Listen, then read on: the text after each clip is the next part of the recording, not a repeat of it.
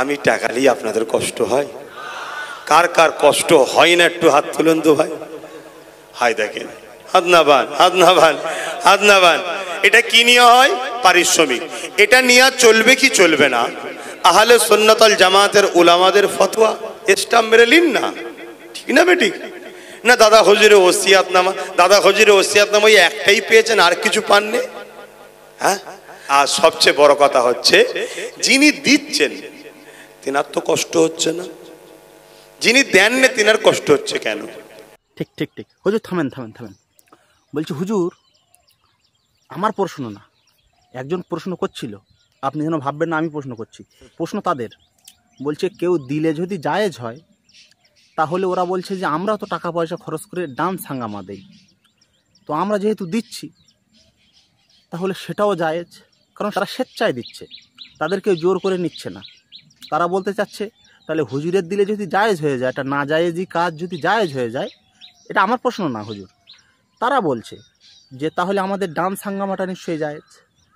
হুজুর আপনি বলেন তাই কি?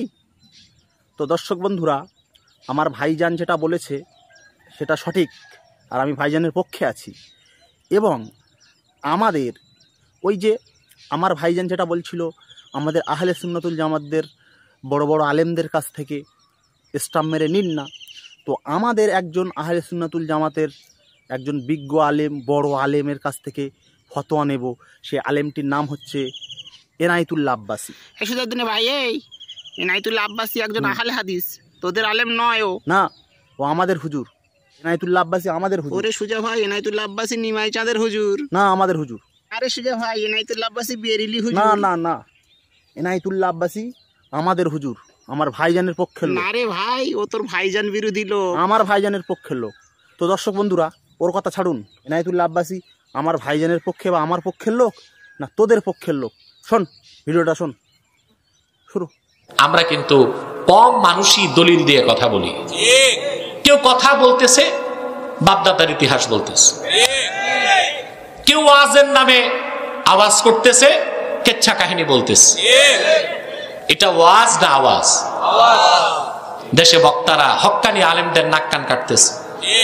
সব বক্তা না, কিছু বক্তা, ঠিক কিনা? একে তো মাহফিলে আসার আগে অ্যাডভান্স করে, ঠিক কিনা?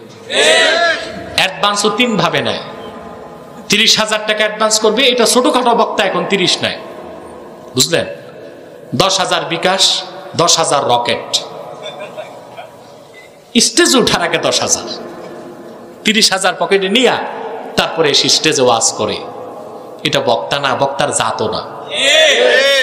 ভালো বংশের সত্যিকার দিন দরদি, যার ভিতরে ইসলামের মহব্বত আছে, সে কমিটির গর্দান ভেঙ্গে জুলুম করে লাখ টাকা মানুষের কাছ থেকে দিতে পারে না।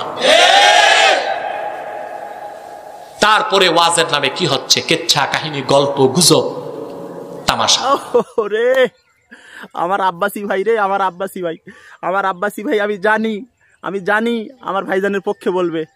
এসো আমার বুকে এসো ভাইজান, আমার বসে আমার বুকে এসো, বুকে এসো। কি রে সুজা ভাই, দেখলি তো আমি বলেছিলাম না তোদের পক্ষে বলবে না?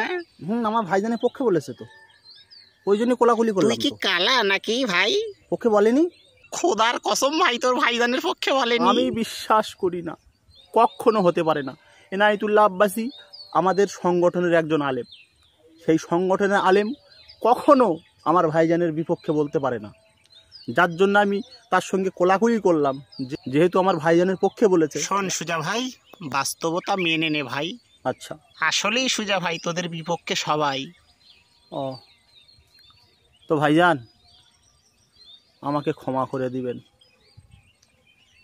সত্য কোনোদিন চাপা থাকে না, সত্য কখনো চাপা থাকে না।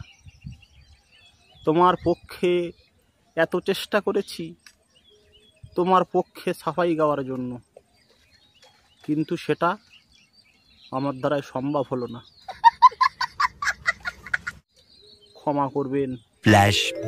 শুনেন ভাইজান, বলছি কটা টাকার জন্য না জায়েজ কাজগুলো জায়েজ বলে চালাবেন না, প্লিজ। প্লিজ আমাকে ক্ষমা করে দাও, প্লিজ। বুঝিয়ে দেবো।